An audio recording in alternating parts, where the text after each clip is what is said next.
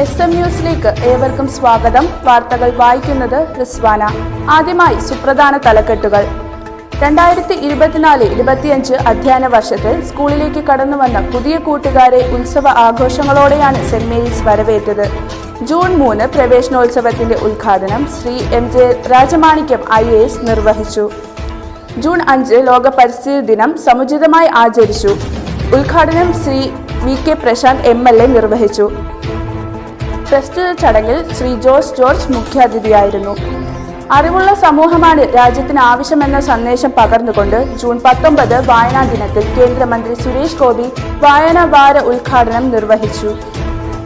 വിദ്യാർത്ഥികളും അധ്യാപകരും ചേർന്ന് നടത്തിയ ലഹരിവിരുദ്ധ ജ്വാലാ പ്രയാണം വിദ്യാർത്ഥികൾക്കും സമൂഹത്തിനും മാതൃകയായി. വാർത്തകൾ വിശദമായി.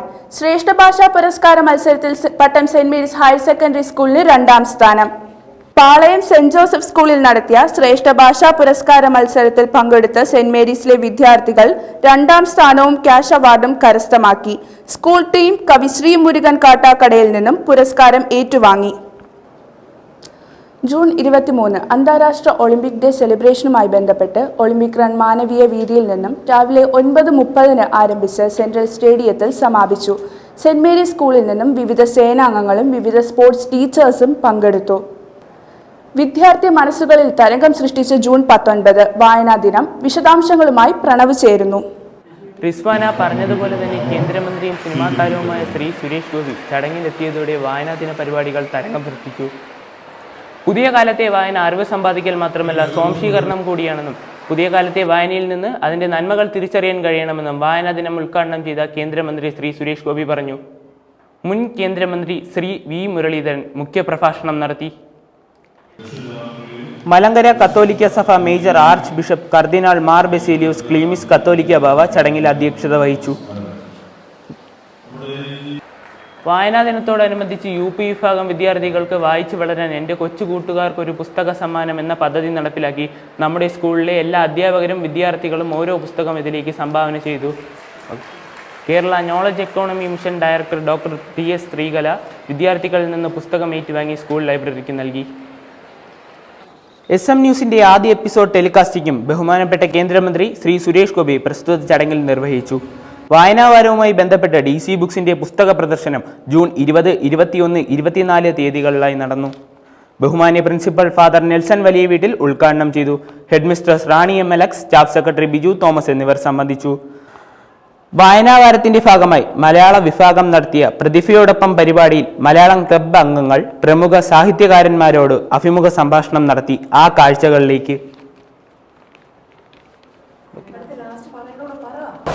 സാറിന് കവിതകൾ എഴുതാൻ കിട്ടിയ പ്രചോദനം എന്താണ്? ഓരോന്നിനും ഓരോ പ്രചോദനമായിരിക്കും മോനെ. ഓരോ കവിതയുടെയും പിന്നിൽ നമ്മളെ പ്രചോദിപ്പിച്ചത് ഓരോ സാഹചര്യങ്ങളോ ഓരോ സന്ദർഭങ്ങളോ ആയിരിക്കും. നമ്മുടെ സെന്റ് മേരീസ് സ്കൂളിനെ കുറിച്ചുള്ള എന്താണ് സാറിന് പറയാനുള്ളത് അഭിപ്രായമായിട്ട്? ഏഷ്യയിലെ ഏറ്റവും വലിയ സ്കൂളുകളിലൊന്നല്ലേ, ഏറ്റവും കൂടുതൽ വിദ്യാർത്ഥികൾ പഠിക്കുന്ന പൊതുവിദ്യാലയമാണ്. ഏറ്റവും പ്രധാനം അതാണ്. നമ്മൾ പൊതുവിദ്യാലയങ്ങൾ ഇപ്പം മികവിന്റെ കേന്ദ്രങ്ങളാണല്ലോ. കവിത ചൊല്ലുകയും ചെയ്യും. അപ്പം അഭിരാമി കവിതയാണ്. നിങ്ങളെല്ലാം കവിത തന്നെ എഴുതണമെന്ന് നിർബന്ധമൊന്നുമില്ല. നിങ്ങളെല്ലാം പുസ്തകം നന്നായി വായിച്ചാൽ മതി കേട്ടോ. നമ്മൾ ഈ ഓരോരുത്തർക്കും ഓരോ മേഖലയായിരിക്കും ഉള്ളത്. നമ്മൾ അവിടെ എത്തിക്കൊള്ളും.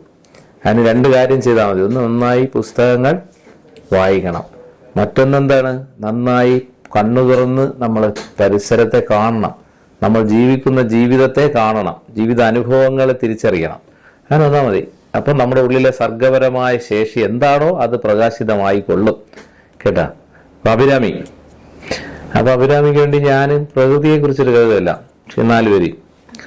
ദുരമൂത്തു നമ്മൾക്കു പുഴ കറുത്തു, ചതിമൂത്തു നമ്മൾക്കു മലവെളുത്തു, തിരമുത്തമിട്ടോരു കരിമണൽ തീരത്തു വരയിട്ടു നമ്മൾ പൊതിഞ്ഞെടുത്തു. പകയുണ്ട് ഭൂമിക്ക് പുഴകൾക്ക് മലകൾക്ക്, പുക തിന്ന പകലിനും ദ്വേഷമുണ്ട്.